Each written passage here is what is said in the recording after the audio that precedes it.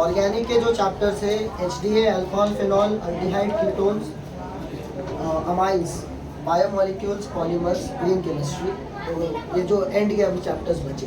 तो जो HDA का चैप्टर है, सबसे पहले तो जितने भी ऑर्गेनिक के रिएक्शंस हैं, जितने भी ऑर्गेनिक के रिएक्शन हैं, जो भी सारे चैप्टर्स हैं, हर चैप्टर में आपको दो रिएक्शन मिलेंगे। एक है फ्रीडल क्राफ्ट और दूसरा है by Grignard reagent. Friedel craft और ग्रिग्नार्ड रिएजेंट, हर एक चैप्टर में ये दोनों टाइप क्वेश्चंस है, रिएक्शंस है, ये दोनों टाइप हर चैप्टर से करने हैं, चाहे वो HDA हो, चाहे अल्कोहल फिनॉल हो, चाहे अल्डिहाइड कीटोन हो, चाहे अमाइंस हो। तो Friedel craft and Grignard reagent एक एक करके देखते हैं बाकी चैप्टर्स में। तो पहला चैप्टर HDA, इसमें जो सबसे इम्पोर्टेंट क्वेश्चन है वो SN1 and SN2 mechanism, 3 marks या 4 मार्क्स के ब्रीफ में सेक्शन C या सेक्शन D में देखने मिलेगा।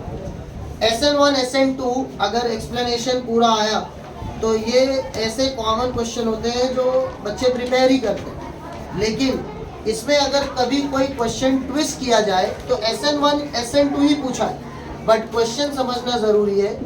SN1 is where you use the example of third butyl bromide with KOH,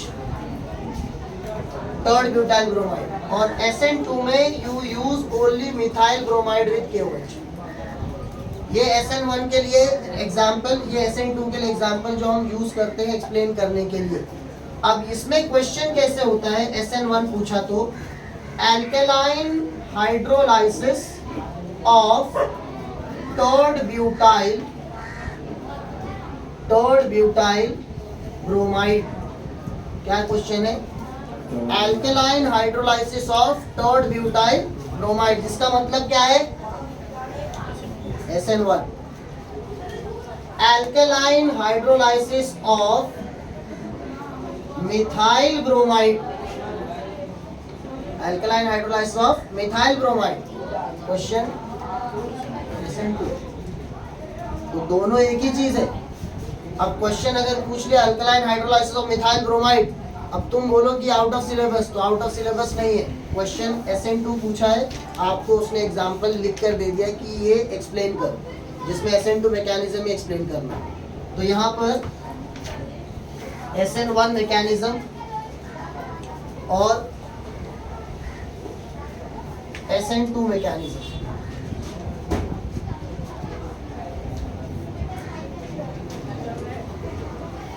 तो SN1 mechanism, SN2 mechanism. SN1 mechanism, it is called as unimolecular nucleophilic substitution. SN2 is bimolecular nucleophilic substitution. तो SN1 is unimolecular, SN2 is bimolecular nucleophilic substitution. Here for this example, CCH3Br plus KOH, which forms third butyl alcohol plus KBr. तो यहाँ पर rate is directly proportional to only one reagent. Rate is directly proportional to only one reagent. यहाँ पर example है CH3Br plus KOH gives CH3OH plus KBr.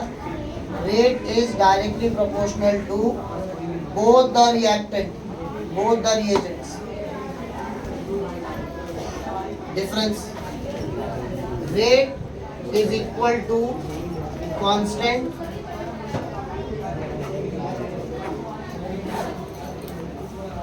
rate is equal to ये proportionality constant। ठीक है, अब यहाँ पर जो यूनिमॉलिक्यूलर रिएक्शन है, it take place in two steps. It takes place in two steps.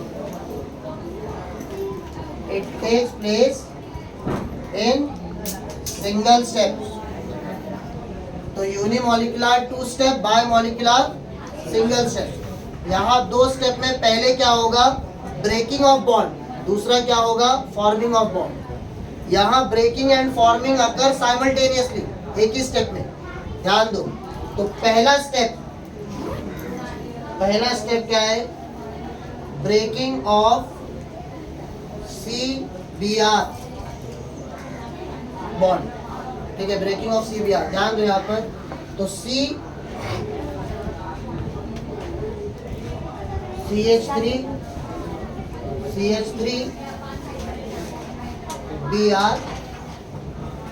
Plus KOH, तो ये क्या हो रहा है यहाँ पर, ये Br इस K के साथ रिमूव होगा, तो पहले क्या होगा, ये Br ब्रेक, तो ये Br ब्रेक होगा, ध्यान दो यहाँ।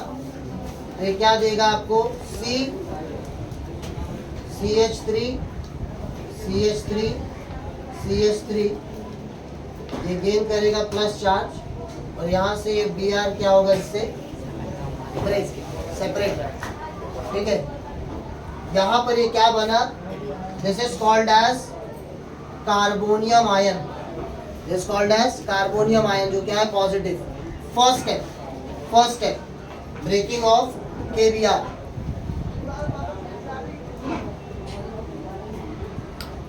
कार्बोनियम आयन, ये इसका ट्रांजिशन स्टेट है,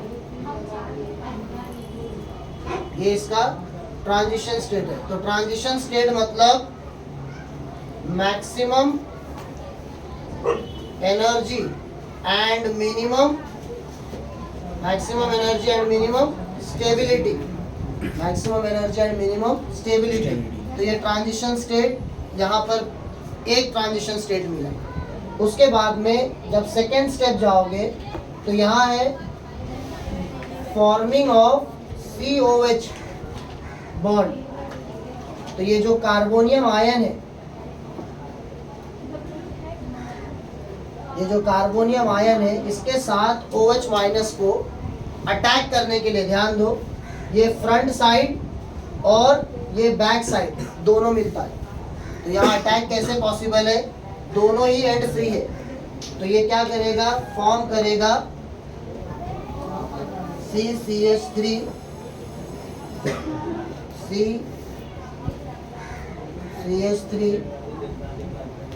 OH। तो ये क्या है, फ्रंट साइड अटैक।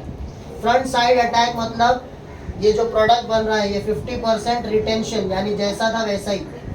और अगर ये बैक साइड अटैक हुआ, अगर ये बैक साइड अटैक हुआ तो ये हो जाएगा 50% इन्वर्जन। ध्यान दो, 50% रिटेंशन और 50%।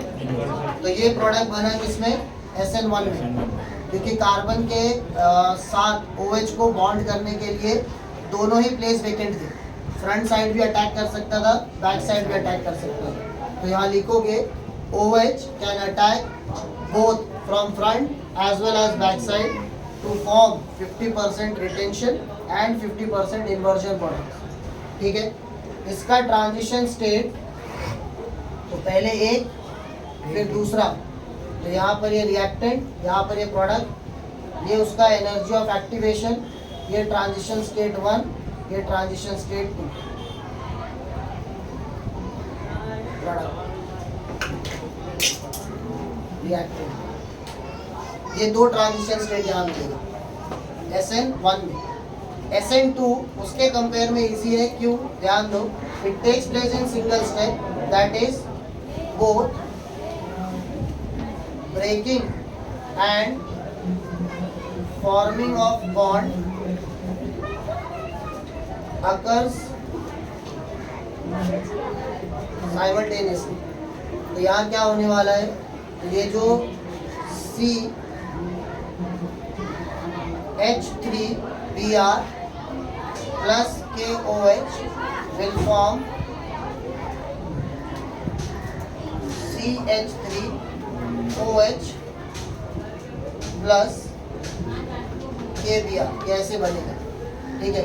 अब ये कैसे इस तरीके से फॉर्म हुआ, यानी अगर इसका जनरली अगर ये रिएक्शन हम देखें ऐसे लिखा हुआ तो एग्जैक्टली OH कहाँ पर आ रहा है, बैक साइड आ रहा है। ये क्या हुआ, ध्यान दो, CH3, पे अटेंशन, CH3Br, इसके साथ में प्लस OH माइनस आयन। ये क्या करेगा, ये जैसे देखेगा यहाँ पर C के साथ में ये H,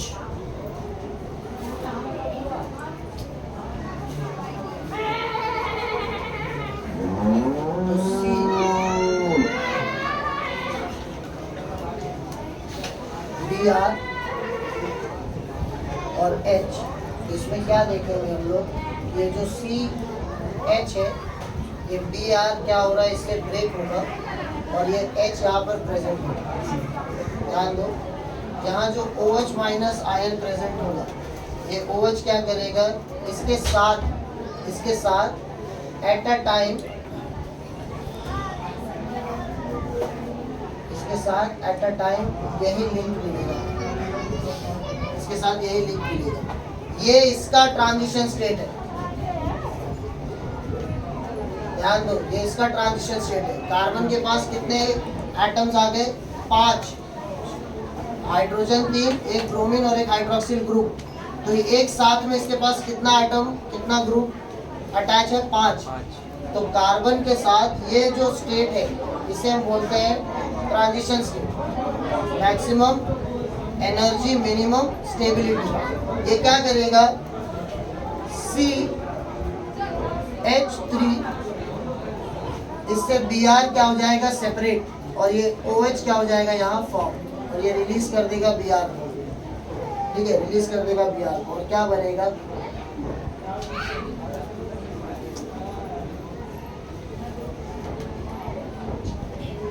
ठीक है।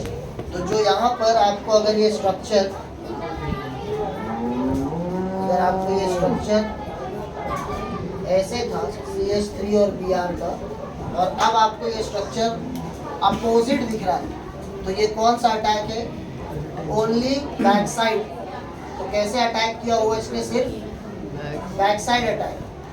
देयरफॉर ये क्या बनाएगा, 100% इन्वर्स, 100% क्या बनाएगा, इन्वर्शन। तो ये फ्रंट है और ये बैक है, ठीक है। तो यहाँ क्या हुआ, breaking of bond, forming of bond, दोनों एक ही स्टेप में हो रहा है। ये ब्रेक हो जाएगा और OH यहाँ रह जाएगा, ये Br फॉर्म हो गया, ये मिथाइल अल्कोहल बन गया। ये एक ही स्टेप में दोनों हो रहा है, ब्रेकिंग ऑफ बॉन्ड और फॉर्मिंग ऑफ बॉन्ड। ये कार्बोनियम कार्बोनियम आयन, कार्बोकटायन, ठीक है।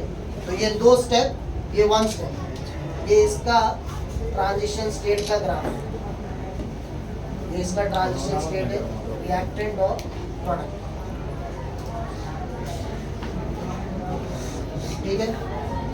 SN1 SN2, SN1 SN2, तो SN1 मैकेनिज्म, SN2 मैकेनिज्म। अगर डिस्टिंग्विश पूछा तो डिस्टिंग्विश में आपको पहले 2 पॉइंट एग्जांपल, 2 स्टेप या 1 स्टेप एक ही टाइम पे दोनों प्रेजेंट होंगे, दोनों दिखाई देंगे, 1 बाय 1 यहाँ दिखाई देगा। Type of product formation different है, type of product formation different है। यहाँ पर 50% रिटेंशन, 50% इन्वर्जन या 100% इन्वर्जन। HDA, इसके definition, stereo isomers, enantiomers, plane polarized light, racemic mixture, racemization, ये जितने भी डेफिनेशंस है, ये डेफिनेशंस करना है। उसके बाद में आपको इसके जो रिएक्शन है, PX3 PX5 SOCl2 phenyl chloride, Finkelstein, Swarts, Markovnikov, ये रिएक्शन HDA। HDA का classification into monohalogen and polyhalogen. तो मोनोहैलोजन डेरिवेटिव और पॉलीहैलोजन डेरिवेटिव यानी डाई, ट्राई, टेट्रा। तो 1 hydrogen replaced by halogen, monohalogen, more than 1 replaced by same number of halogen atom forms polyhalogen। तो ये classification भी देख लेंगे। इसके कुछ IUPAC के जो स्ट्रक्चर्स है, तो कुछ स्ट्रक्चर्स IUPAC के प्रैक्टिस कर लेना जो टेक्स्ट बुक में है टेबल में, ठीक है। इसके बाद में इसका जो एक्सरसाइज बेस्ड क्वेश्चन है SDA का, पेज नंबर 233, पेज नंबर 233 जो एक्सरसाइज बेस्ड है, क्वेश्चन नंबर 2 में, क्वेश्चन नंबर 2 में फिफ्थ, उसके बाद में उसका सेकंड वाला जो right structure and IUPAC name of major product, उसके बाद में आपको 7 और 8। क्वेश्चन नंबर 3 में 1,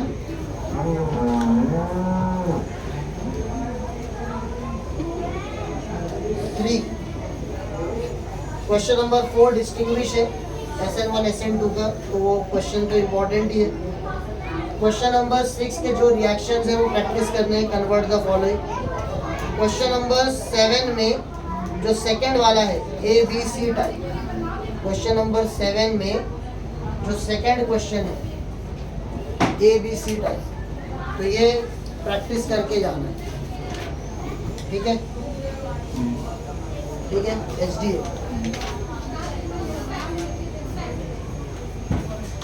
ये SDA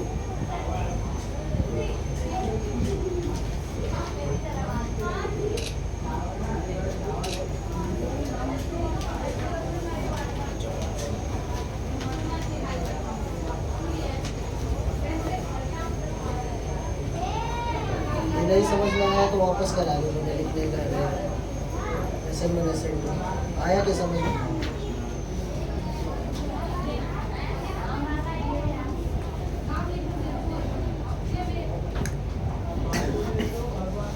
चैप्टर अल्कोहल फेनॉल,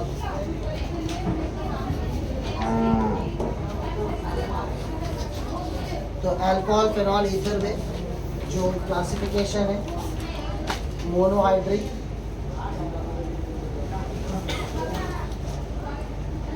और पॉलीहाइड्रिक अल्कोहल, ये क्लासिफिकेशन मोनोहाइड्रिक पॉलीहाइड्रिक अल्कोहल का। उसके बाद में इसके कुछ IUPAC जो बेंजीन रिंग बेस्ड यानी फेनॉल के ऊपर जो IUPAC है, तो फेनॉल के IUPAC। ग्रिग्नार्ड मैंने बोला है, ग्रिग्नार्ड करना है। ये क्वेश्चन जो डाउस प्रोसेस, देखो हम डाउस प्रोसेस अगर पढ़ के जा रहे हैं तो क्वेश्चन ऐसे नहीं आएगा कि prepare phenol by Dow's process. हो सकता है वो क्या बोले, प्रिपेयर फिनॉल फ्रॉम क्लोरोबेंजीन, क्या बोले, प्रिपेयर फिनॉल फ्रॉम क्लोरोबेंजीन, जो डाउस प्रोसेस ही है। दूसरा प्रिपरेशन फ्रॉम क्यूमीन, अब मैं क्यूमीन पढ़ के जा रहा हूँ और मुझे क्यूमीन वाला आता भी है, एग्जाम में बोल दिया from isopropyl benzene, from isopropyl benzene. अब आइसोप्रोपाइल बेंजीन ही क्यूमीन है, तो ये दोनों चीज़ें पता होनी चाहिए, डाउस प्रोसेस भी ना छूटे, क्यूमीन भी नहीं छूटे। तो ये कब होगा, जब आपको उसके साथ उसके दूसरे type of way of question जो पूछ सकता है वो पता हो तो। उसके बाद में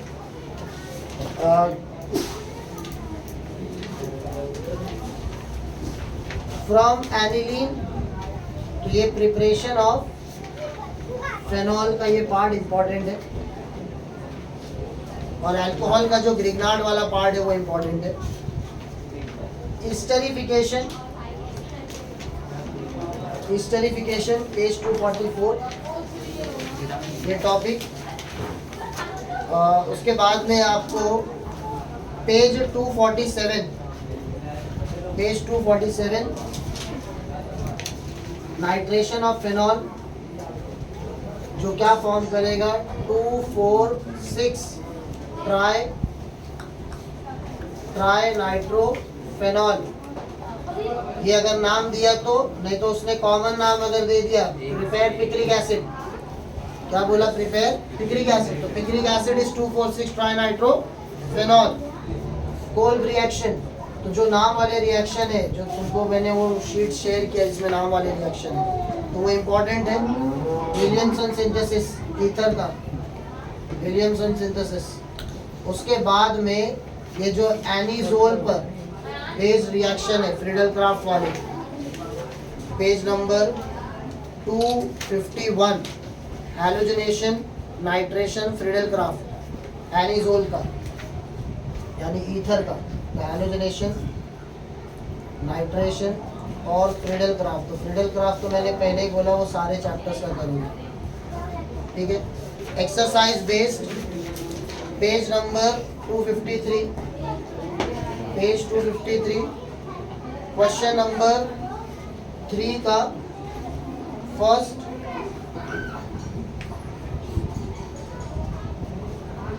second, question number 5 structural formula.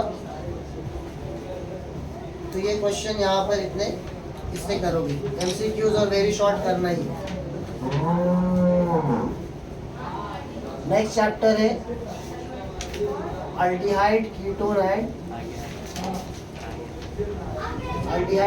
And carboxylic acid. अब यहाँ aldehyde ketone carboxylic acid Grignard reagent is most important. Apart from this, it has various questions which can be for your 4 marks. 4 mark में बहुत सारे question इसमें हो सकते हैं। Acetal formation, aldol condensation, Cannizzaro, carbyl amyl, haloform. तो aldol, Cannizzaro, acetal और ketal formation, haloform, carbyl amine, Grignard reagent based, ठीक है। तो ये रिएक्शंस 4 मार्क में हो सकते हैं। उसके बाद में आपका R2CD वाला page number 261, dialkyl cadmium, Clemmensen reduction, Wolff Kishner reduction, hydrazine formation, ये रिएक्शन।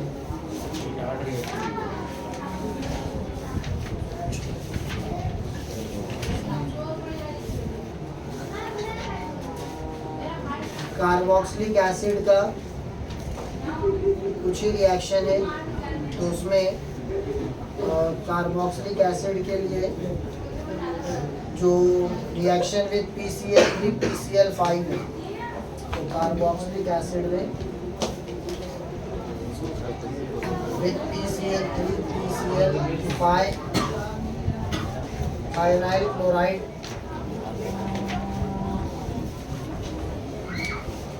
तो उसके बाद में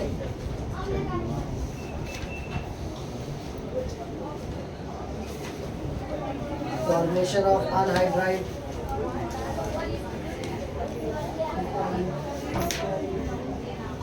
तो ये इंपॉर्टेंट रिएक्शन। उसके बाद में आ जाओ नेक्स्ट चैप्टर अमाइंस। अमाइंस में हॉफमैन के जितने नाम हैं, ब्रोमोमाइड, एग्जॉस्टिव अल्काइलेशन, ठीक है, Hofmann bromamide degradation, Hofmann exhaustive alkylation.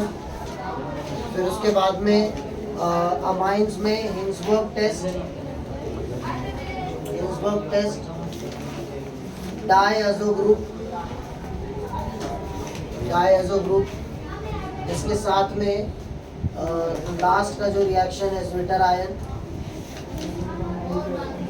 Ion form करना। अमाइंस का IUPAC इम्पोर्टेंट है भाई, वो गैब्रिल अमाइंस का IUPAC इम्पोर्टेंट है। फिर गैब्रिल थैलामाइड सिंथेसिस, तो 3 स्टेप 1 से 2 बार प्रैक्टिस करोगे तो आ जाएगा। 3 स्टेप रिएक्शन है अमाइन फॉर्म करने के लिए, 1 से 2 बार करोगे आ जाएगा। फिर reduction for preparation of amine, amine के प्रिपरेशन के लिए RNO2 से, RCONO2 से, अमाइड से, साइनाइड, अल्काइल नाइट्राइल से, तो ये रिडक्शन है 3 स्टेप। जहाँ पर क्या यूज़ होगा, नेसेंट हाइड्रोजन। कैटलिस्ट यहाँ पे अलग अलग है, वो इम्पोर्टेंट है। जितने नाम वाले रिएक्शन है वहाँ पर कैटलिस्ट ज़रूरी है। Friedel craft is always anhydrous AlCl3, Grignard reagent is always dry ether. तो ये इम्पोर्टेंट है, तो ये मेंशन करना है। बाकी रिएक्शन जहाँ नहीं कुछ याद आता है वहाँ पर हीट का सिंबल बना सकते हो, ठीक है। बाकी जो याद है वो कोशिश करो याद रखने की। भाई इसमें वो सैंडमेयर गेटर जो नाम वाले रिएक्शन है वो इम्पोर्टेंट है। तो सैंडमेयर अल्कोहल फिनॉल HDA में भी है, सैंडमेयर HDA में भी है। तो सैंडमेयर वहाँ से 2,4,6 ट्राई नाइट्रोफिनॉल HDA में भी है, 2,4,6 ट्राई नाइट्रोफिनॉल, ठीक है, वो HDA में भी है। तो वहाँ से ये कुछ कॉमन रिएक्शन है। यूजेस क्लोरीन DDT का, क्लोरोफॉर्म का, तो दो यूजेस। उसके बाद में जो बायोमोलिक्यूल चैप्टर है, बायोमोलिक्यूल में preparation of glucose from sucrose from starch, ये दोनों याद रखना है। Preparation of glucose from sucrose from starch, biomolecule. Nucleotides, DNA, protein, peptide bond. तो बहुत सारे क्वेश्चंस है उसमें, लेकिन 2 मार्क के लिए चैप्टर है, बहुत इंपॉर्टेंट नहीं है। तो बहुत ज़्यादा उसमें कुछ करने की ज़रूरत नहीं है। लग अगर ट्राई करते हो तो preparation of glucose from starch from sucrose, ये आ गया तो हो गया। बाकी और कुछ ट्राई करने की ज़रूरत नहीं है। 2 मार्क्स के लिए ऑप्शन में जा सकते हैं। पॉलीमर्स क्लासिफिकेशन, पॉलीमर्स का लास्ट पार्ट पे है हम लोग, 10 मिनट और फिर पॉलीमर्स में आप classification based on structure, based on structure में 3 टाइप है। एक है लीनियर, एक है ब्रांच्ड और दूसरा है क्रॉस लिंक लास्ट। तो इन तीनों का डेफिनेशन विद एग्जांपल। उसके बाद classification based on polymerization, classification based on polymerization, ये 3 टाइप है। Addition polymerization, example definition, condensation polymerization, example definition, और रिंग ओपनिंग, एग्जाम्पल और क्लासिफिकेशन। अब यहाँ देखो ये तीनों में एग्जाम्पल क्या लोगे, तो डेफिनेशन और एग्जाम्पल ये करना है। एडिशन पॉलीमराइजेशन में टैन, PVC, ये जो दोनों एग्जाम्पल है, तो ये आपको रिएक्शन में भी हेल्प करेगा, ये एग्जाम्पल यहाँ ले सकते। कंडेंसेशन में टेरिलीन, ये आपको यहाँ भी हेल्प करेगा। Formation of nylon 6,6 adipic acid plus hexamethylene diamide. Ring opening में नाइलॉन 6E कैप्रोलैक्टम। अब ये 3 एग्जाम्पल आपको ये पॉलीमराइजेशन के लिए भी हेल्प करेगा और इनको 2 मार्क्स के रिएक्शन में भी पूछ सकता है। तो वही एग्जाम्पल पढ़ो जो वापस से मिले। उसके बाद में रबर का topic, vulcanization, vulcanization of rubber, जिसमें आपको आइसोप्रीन नियोप्रीन का स्ट्रक्चर, आइसोप्रीन नियोप्रीन का structure, LDP HDP, definition, example, properties, definition, example, properties, LDP HDP। Thermosetting, thermoplastic, same, example, definition, properties, ठीक है। अब इसके बाद और भी क्वेश्चंस है, लेकिन वो फिर यही होगा कि एक्स्ट्रा हो जा रहा है। बेकेलाइट है, ऑर्लॉन टेफ्लॉन है, ब्यूनाइन है, फिर उसके बाद में विस्कस रेयॉन है। तो ये क्वेश्चन ऐसे हैं जो एक्स्ट्रा में हो जा रहे हैं। तो अगर आपको ऐसा लगता है कि वो कंफर्टेबल है तो कर लेना, वरना इतना करना है, ठीक है। ग्रीन केमिस्ट्री में अगर आओ तो ग्रीन केमिस्ट्री एक मस्ट क्वेश्चन जो है that is percent atom economy, percent atom economy, इसका डेफिनेशन और इसके ऊपर वो एक सिंगल न्यूमेरिकल, डेफिनेशन और एक सिंगल न्यूमेरिकल। तो डेफिनेशन क्या है परसेंट एटम इकोनॉमी का, तो percent atom economy is formula weight of desired product upon formula weight of total या ऑल रिएक्टेंट ध्यान दो, formula weight of desired product, खाली डिजायर्ड प्रोडक्ट। अब इसको एक रिएक्शन दिया हुआ है कि CH3 CH2 CH2 CH2OH plus NaBr plus H2SO4 gives CH3 CH2 CH2 CH2Br plus NaHSO4 plus water. अब यहाँ देखो हमको फॉर्मूला क्या बोल रहा है, formula weight of desired product, खाली ये चाहिए, बाय प्रोडक्ट नहीं चाहिए, and formula weight of all reactant, reactant में सब चाहिए, रिएक्टेंट में सब चाहिए। तो कैलकुलेट कैसे करोगे, कितना कार्बन 1 2 3 4, तो 4 कार्बन प्लस कितना हाइड्रोजन 3 2 5 7 2 9 9 हाइड्रोजन प्लस 1 Br, ठीक है, अपॉन कितना कार्बन 1 2 3 4, तो 4 कार्बन प्लस कितना हाइड्रोजन 3 2 5 2 7 2 9 1 10 10 2 12 12 हाइड्रोजन प्लस कितना ऑक्सीजन, तो इसमें भी इसमें एक ऑक्सीजन 1 और ये 4 5 ऑक्सीजन प्लस 1 सोडियम और 1 ब्रोमीन, 1 सल्फर, सब कुछ लेना। तो ये सब कार्बन का weight 12, hydrogen 1, bromine 35, carbon hydrogen oxygen 16, sodium 11, bromine 35, sulphur 16, तो 32, सॉरी सल्फर 32। तो ये सब क्या करोगे, प्लस करके डिवाइड करोगे। ये परसेंट एटम इकोनॉमी, ये एग्जाम्पल दिया है, कोई भी एग्जाम्पल हो सकता है, तो कोई और एग्जाम्पल हुआ तो उस एग्जाम्पल को खाली क्या लोगे, main product upon total all. 2 marks के लिए खाली परसेंट एटम इकोनॉमी का न्यूमेरिकल हो सकता है। जितना definition nano science, nano technology, nano particle, nano के ऊपर है जितना डेफिनेशन, 12 प्रिंसिपल में एनी थ्री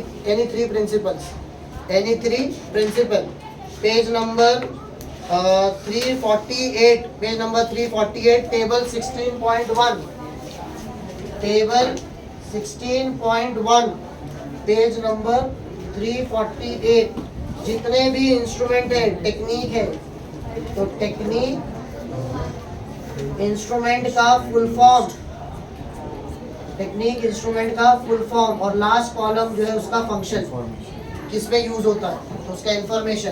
तो जैसे ट्रांसमिशन इलेक्ट्रॉन माइक्रोस्कोपी, तो ये टेक्निक है, इसका instrument TEM, transmission electron microscope, function क्या है, इंफॉर्मेशन किसका देता है, पार्टिकल साइज का। तो ऐसे मैच द कॉलम टाइप में इसको पूछ सकते हैं। लास्ट पेज 352, क्वेश्चन नंबर 2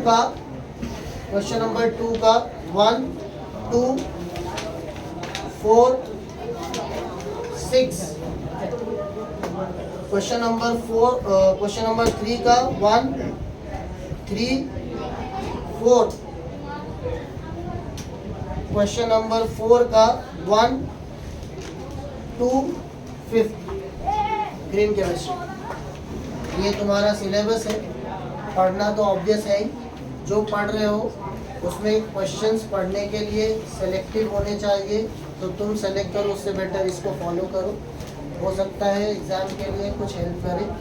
और पहली चीज़, ऑर्गेनिक रिएक्शन जब लिखते हो, तो ऑर्गेनिक रिएक्शन जब लिखोगे तो A + B = C + D, तो A का नाम उसके नीचे, B का नाम उसके नीचे, C का नाम उसके नीचे, D का नाम, हर एक को उसके नाम के साथ लिखोगे।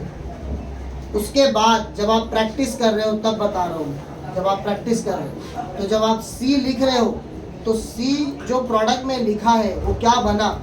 अगर प्रोपेन बन रहा है, एग्जाम्पल के लिए प्रोपेन बन रहा है, तो आपने यहाँ पर रिएजेंट क्या यूज़ किए थे कि प्रोपेन मिला। एग्जाम में कहीं ब्यूटेन आ गया तो रिएजेंट चेंज हो जाएगा, इथेन हो गया तो रिएजेंट चेंज हो जाएगा।